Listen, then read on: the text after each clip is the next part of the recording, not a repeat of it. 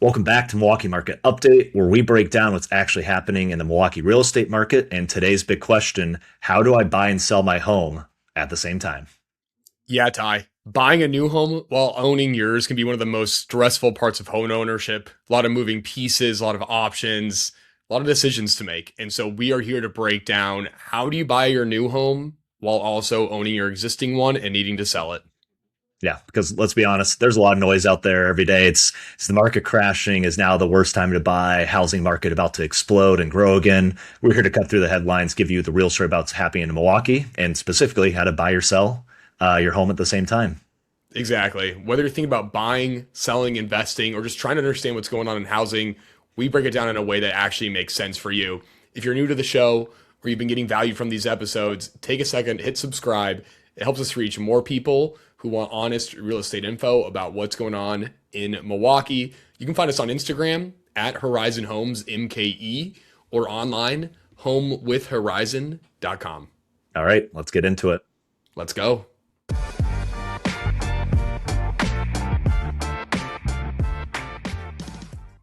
How are you today? What is going on, man? I feel like it's been weeks since we've been here in the virtual studio Yeah, we're talking about just Milwaukee and the market. How are you, man? What's I, happening? I'm doing great. We're just plugging the holes of our Nick absences with Jake Barr, who joined us last week. So Yeah, I see what you did there. I was just telling Ty a story how I was doing a tire repair with trying to plug a hole in my tire and how it ended up okay. It's still leaking air.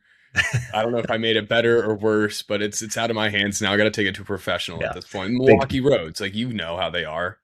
big car guy over there has to repair his tire. But that's just a blue collar, hardworking kind of guy that you are. So It is exactly, and there's something too about street parking like I do, and doing anything on with your car while street parking. with a small chance of getting ran over, yeah, Exactly. Yeah, you got to be very strategic about it. You need to be sure that whatever side you're going to be underneath the car, you're next to a sidewalk.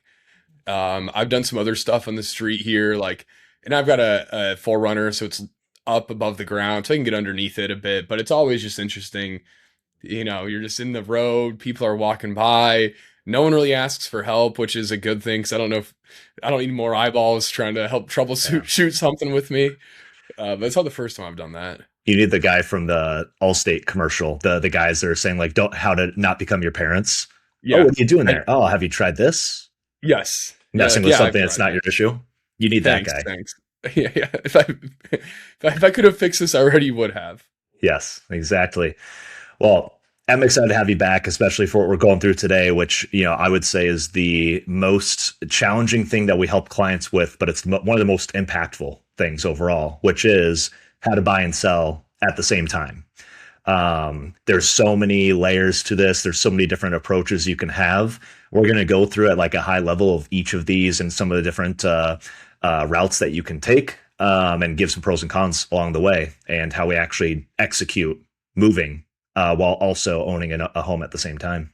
Love it. Yeah. Hmm. I would love to talk about here. I think about when it comes to just buying a home in general or selling a home in general, there's always a level of stress that's involved. And then when you're doing two, where you're living in a home that you own and you're moving, the stress level is always heightened. No matter what, it's a huge decision that you're making. There's a lot of moving parts. There's a couple different strategies of how you can do this, and it all comes down to what's really best for you and your situation to determine what route we go and how we proceed here. But should we just kind of talk about the different high level strategies that there are when it comes to selling your house and buying a new one at the same time, and then kind Yeah, of dive into like pros and cons of each and when what makes sense? yeah. Let's give the lay of the land and then dive a little bit deeper. Cool. I kind of see there's really two main ways that most people execute this. The first one is, so this is someone that lives in their house, they own their house, and they're moving. They're buying a new home. There's you buy your next home first, then you list your home for sale. Then there's the you list your home for sale, and then you buy your new house. Mhm. And both have their quirks, both have their nuances, good and bad. Let's kind of talk about the first one. Buy your second house and then sell your first house. And whenever I talk with clients here in Milwaukee, we've talked about this a lot. We are in a seller's market, meaning it's generally easy to sell your home. It's generally difficult to buy your next home. We don't have a lot of options. The good homes can have several offers. It can be competitive. Um, and so the buying first, selling second is generally the most recommended way that we go about this. But let's talk about this a bit here to start. Ty, you want to kind of maybe talk about what you think about the buy and then sell, Yeah. maybe the pros and cons. We'll kind of spitball from there. Yeah, for sure. Yeah, the buy and the sell is the thing that just matches most with essentially the seller's market we're in today because not only is it harder to like buy, it's most specifically hardest to get like the accepted offer because you can write this perfect offer for your next home and then there's just some crazy lunatic buyer that just goes a little bit crazier than you and like it's hard to have predictability around when we're going to get the accepted offer. We talk about all the time. We know we're going to get you an accepted offer if we're, consistent and we're learning over time, but it's hard to control that time frame. So really what we can control inside of this is being prepared to sell your home and having everything dialed in the back end. So that's kind of the why we choose that approach with that seller's market to actually like break down a little bit of the pros and the cons. I'd say the biggest pro of this is making sure you're not carrying two home mortgages at the same time. Like you're buying and you're immediately like selling the other home at the exact same time and trying to execute that, but we're having to get the timing perfect. That's probably the con is the perfect timing of the two. The second con is probably the fear behind what if it actually doesn't sell because we're already getting the accepted offer first. That's probably above all else. That's a concern. And that gets into like the next layer of like, what are a couple options you have to protect yourself in the event that essentially your home doesn't sell as fast as we want it to. And the two main ones here, which obviously I'd like you to dive into, is home sale contingencies is a big part of this buy your home and then sell. And also loan products like bridge loans. Yeah. So I think the buy first and sell option is generally what I think about. I always talk about this with stress levels, where each option, buying first or selling first, has its stress.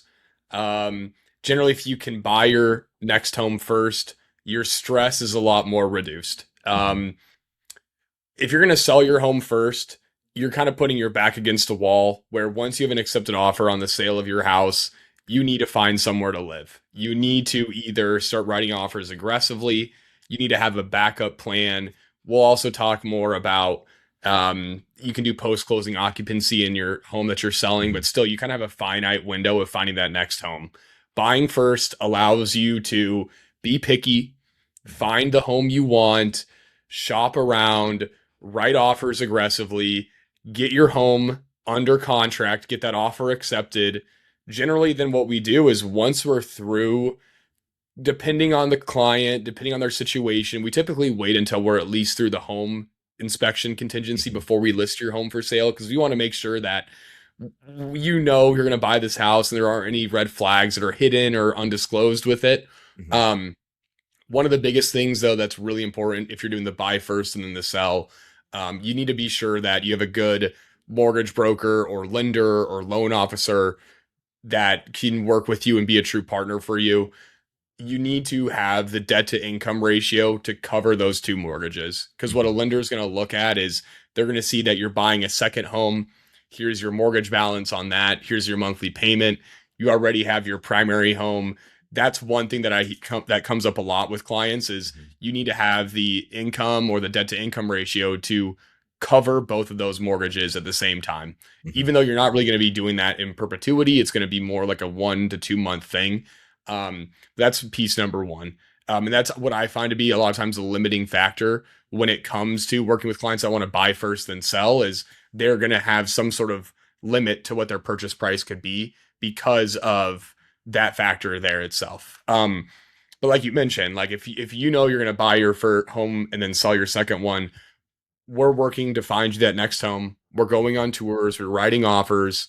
And then also what we're doing in the background is we're getting your home ready to list for sale. A lot of times we have everything done. Your home is already in list ready condition, whether that's decluttering, staging, prepping the home for sale, doing repairs. We have photos done in the background. We have kind of everything behind the scenes ready to go. So when that time comes to push your listing live for sale, it's a click of a button for us and signing of some paperwork. And it's Yep. not like we're starting from beginning there. Um, but that generally is going to be the hardest thing that I find in the buy then sell is the two mortgage piece from a DTI perspective. Yeah. And the second thing I like to add is not only just like the prep piece, like that's like the executional thing of having everything, all of our ducks in a row. But another aspect of the buy then sell is writing offers on your next home. We need to have like a very conservative number of what you're actually going to get in your bank account after you sell your current home, because that down payment is probably going to be very much related to what you actually sell your home for. So not only making sure that we're executionally ready to go, but that we're also being a little bit conservative on like what's the money you're going to earn from your sale, because it's probably going to impact at the very least your monthly payment, but certainly like the down payment you can actually bring to the table, and in some cases it might actually restrict you from making that next step at this point in time too. Yeah. Yeah. it, So I think that's like another big fear, or what you said, stressor, is like, what if it doesn't sell for the amount that we want? Like, that's what we're there for as an advisor, to make sure that we're not starting this essentially process without a lot of certainty of like, yeah, your home's going to move very quickly at X price and give you this return. And mhm. this is like conservative. Yep. And so I think like that's always the best case scenario is if you have the financial means, you don't need the equity out of your current house to make your next down payment. You can cover the two mortgages on paper. That is like if you are in a position like that, first off, congratulations. That's a really strong position to be in.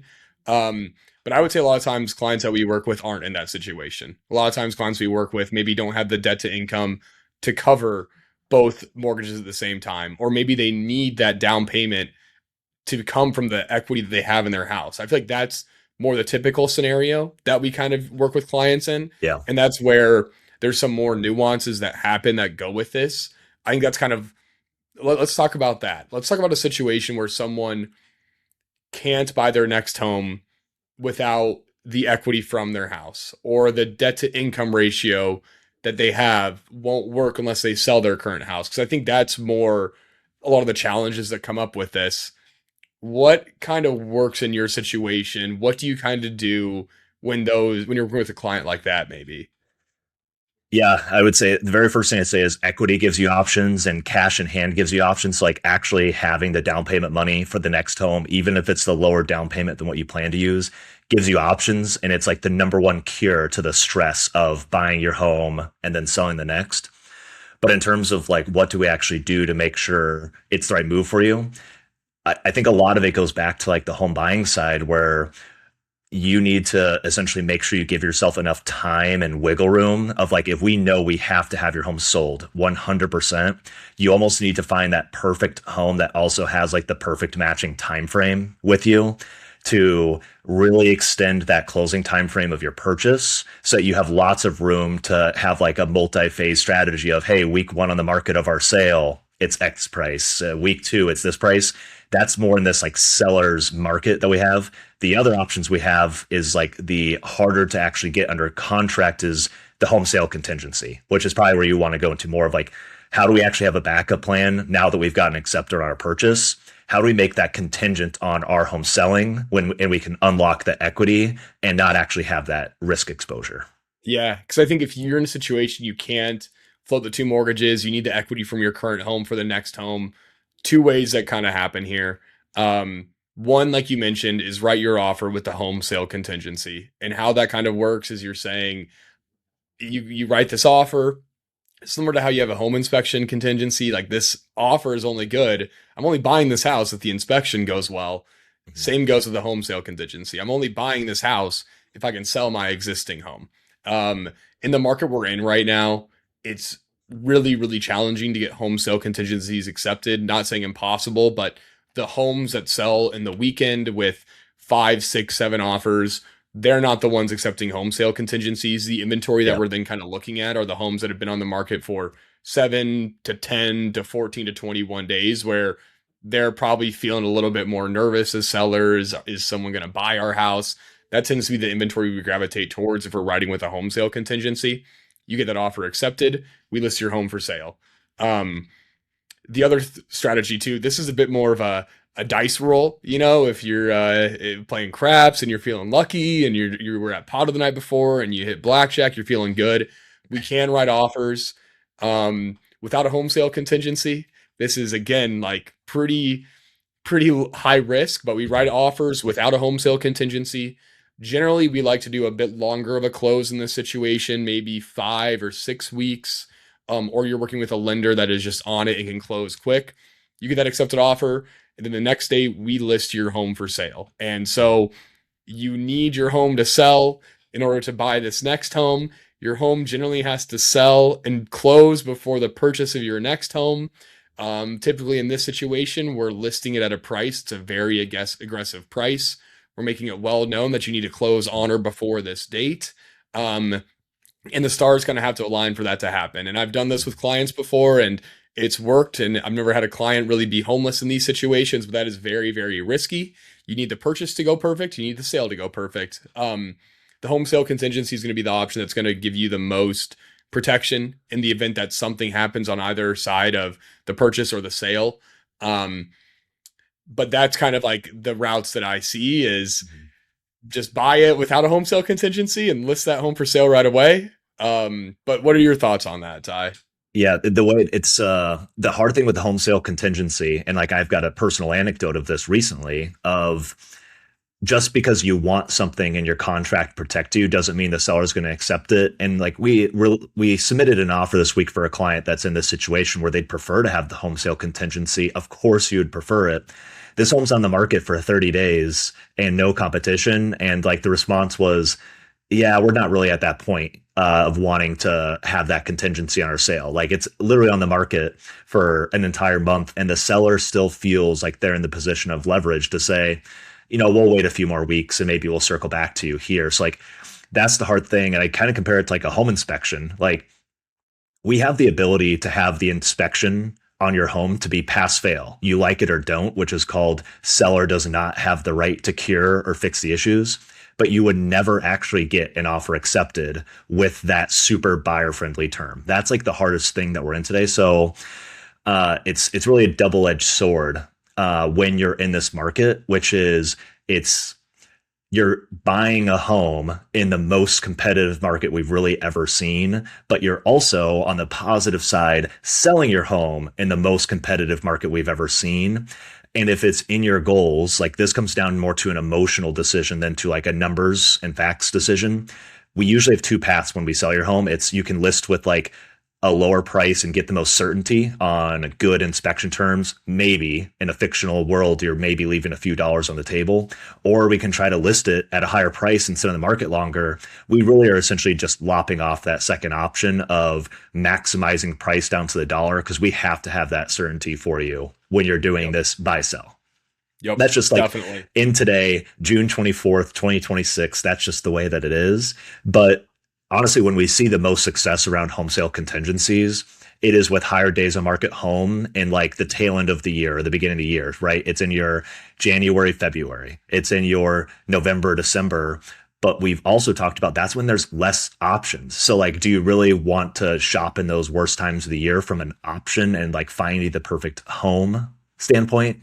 That there's all these different trade-offs. And I'd say most people are willing to make the trade-off of I'm going to take on that extra stress because I trust Nick and Ty to execute this process.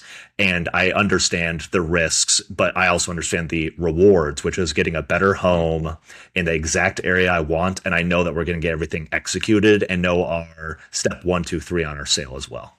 Yep. Well said, man. Yeah.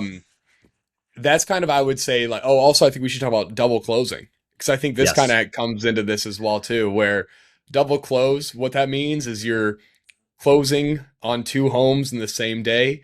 In the morning, you're closing on the sale of your home. In the afternoon, you're closing on the purchase of your home. And so you're basically using the proceeds from your sale to then have that fund the purchase of your buy.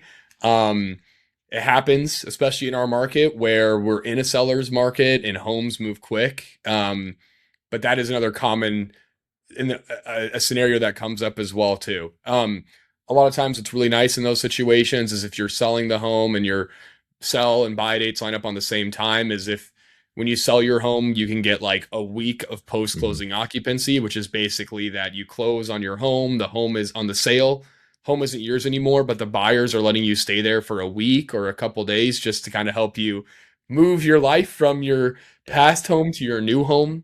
That's really nice. But And those are like kind of that's more. the latter Oh, is more preferred, right? It's like, do you want to wait till the very last second to sell your home and then buy your home the next afternoon? Or would you like to sell your home the week before you're buying your new home? That money is there with the title company or potentially with you. You execute your wire, and you've got 2 weeks of like, I already have got the money. It's guaranteed. Like, here we go. Like, now we've already cleared the contingencies on my purchase. We just have to show up and sign some paperwork. Like that mhm. close a week before and a few weeks of post closing occupancy is usually like the perfect situation.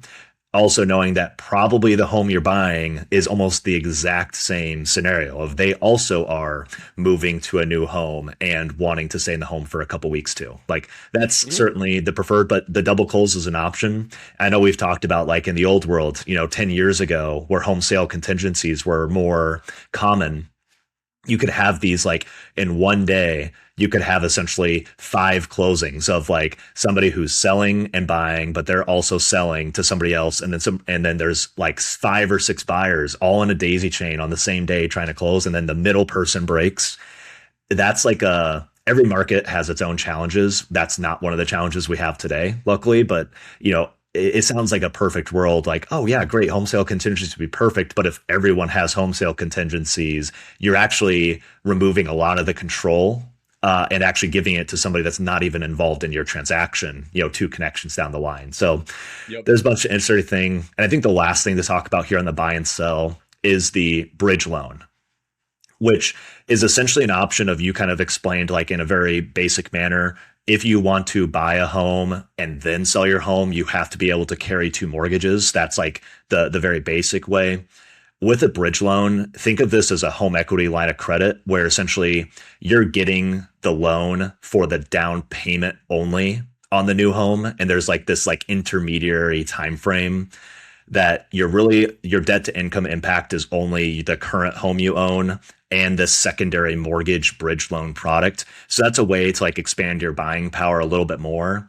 But it does have similar concerns to what if I don't sell my home for the same amount of money? So there is ways to lessen that debt to income impact.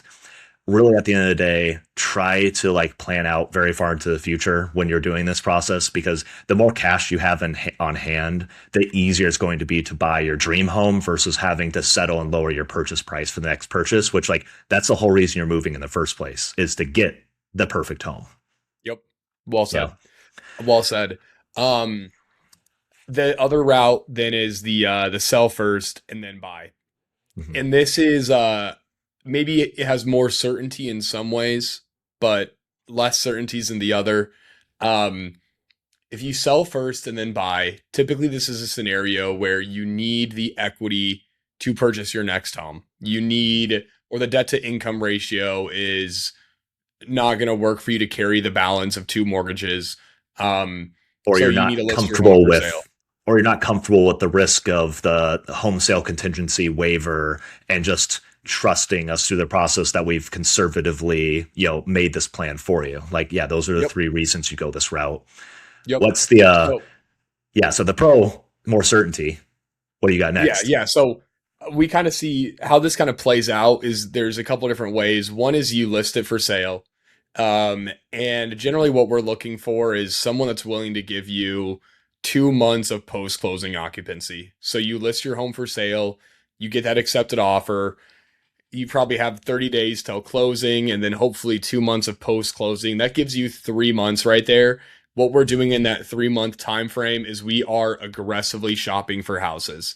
Probably the biggest drawback of this is you now have a, let's call it really a 2 month period of Yeah. searching and getting a home under contract to find something to move into. And so it kind of puts you up against like a hard deadline of we need to be out of Mhm. our house. We need to find something where those days kind of tick by sooner than you think. If things don't come up, it kind of puts your back against the wall of where are we going to live. That's probably the biggest drawback of that.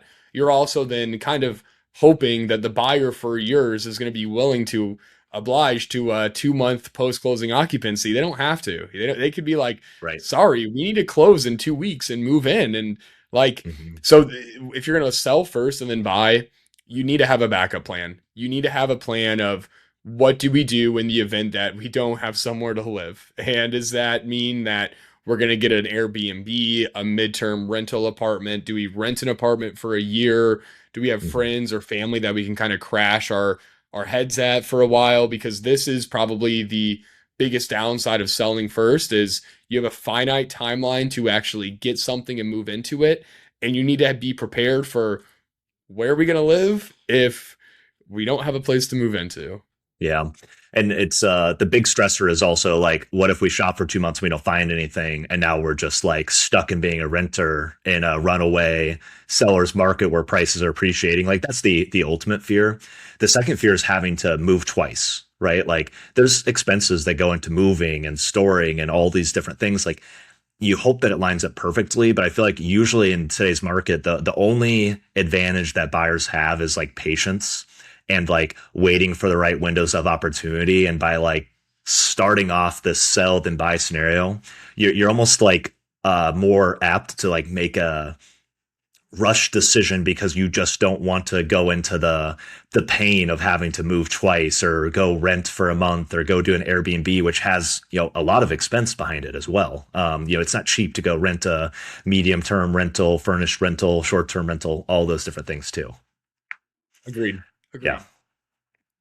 So yeah, it's more simple though, right? It's like, hey, we know exactly what the sale is going to be for. We know what we're going to do, and that's going to be we're going to go out and look at every single home that gets on the market the day it's on the market. We're going to write competitively, but it might put you into a position where you have to go more aggressive on the terms and the offer price just to avoid that pain of not moving in. But Exactly. everyone's Yep. going to have their different preferences, and I think like one overlapping thing here is sometimes we're actually doing this across state lines, like where you're actually relocating here to our market. Hey, we're selling a home in Texas, and we're moving up to back home to Milwaukee, and there's actually two different agents and contingencies, and also different ways of doing business to add some of that complexity too. And you may not even be in this market for your purchase. So like that's going to be one of those things that influence, do you buy and then sell or sell then buy? I would say it's probably more common for relocation clients to do the sell then buy.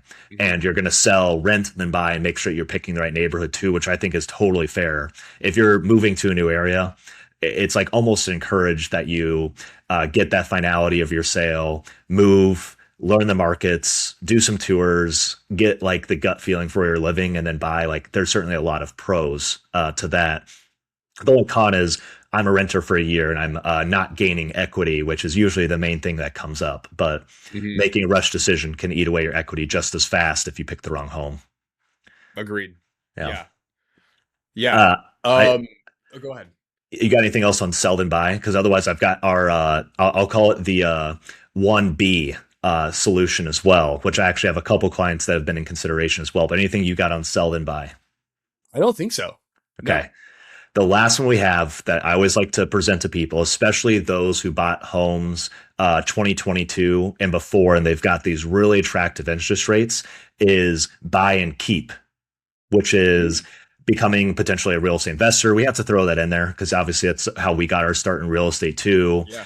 And that's essentially like, do we have enough money in the bank in savings where we can go buy that next home, and we're actually going to keep our current home that we live in as a rental property?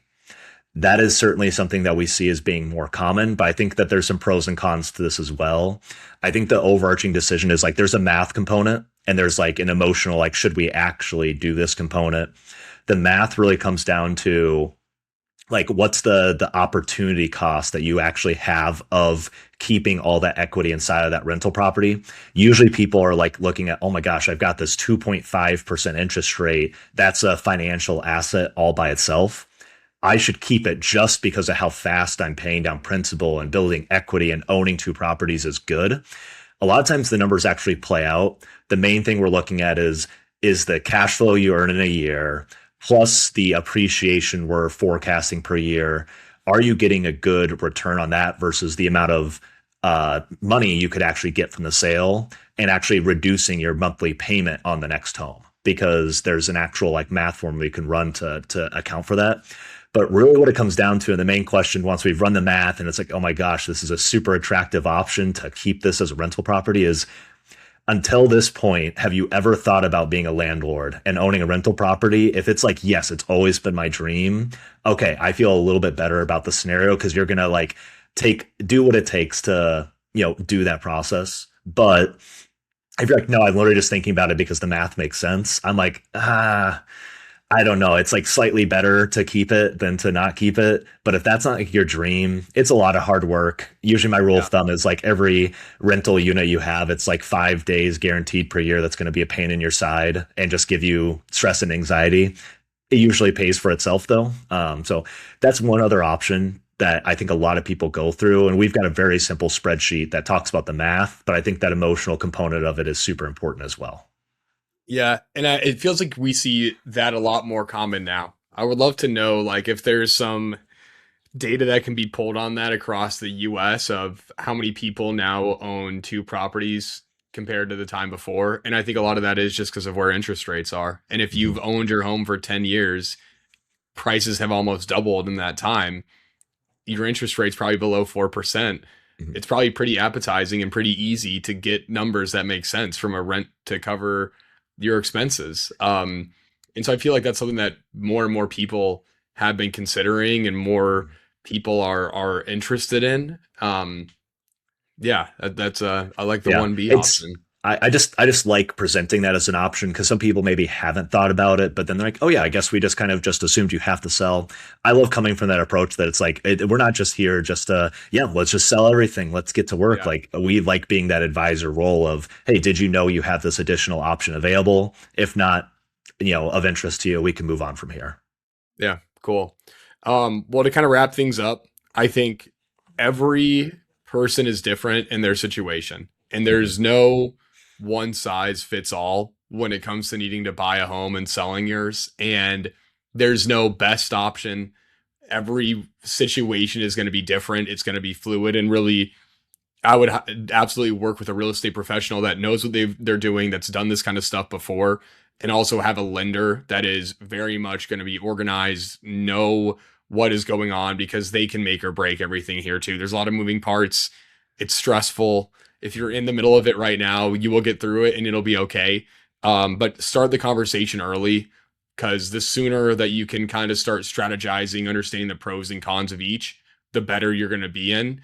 And it's a whirlwind, so as much as you can, enjoy it too, Yeah. because yeah, There has to be a plan too. It's like you have to have like a backup plan and a third plan when you're doing this because like there sometimes it's just the market just doesn't provide, or there's little lulls that we just weren't expecting, or there's all these different things that we have to have contingencies for. If your realtor is saying, trust me, we'll be fine. We do this all the time. Like be very like poke and prod, ask lots of questions because yeah, there's a lot of risk as you're like moving homes of like, what if this happens? What if that happens? Like get all the answers you want, because if you actually have like all of your stresses and fears answered, you're going to move a little bit more quickly, a little bit more confidently. Just like when we talk about the home buying side of the practice offer and knowing what am I actually signing and how can I protect myself, you will just move more confidently and make better decisions. yep, absolutely. Awesome. Well, super excited to run through this. Again, what I would dub as being the most challenging thing that we help people do in real estate with all the moving pieces. If this is helpful for you, or you know somebody who's going through this situation, or they feel like they're stuck in their home with all this equity and a 3% rate, certainly share this episode. Make sure you share it so we can help out more people with the content. But with that, we'll be back again in just a few weeks with your Milwaukee real estate market update. Bye, guys.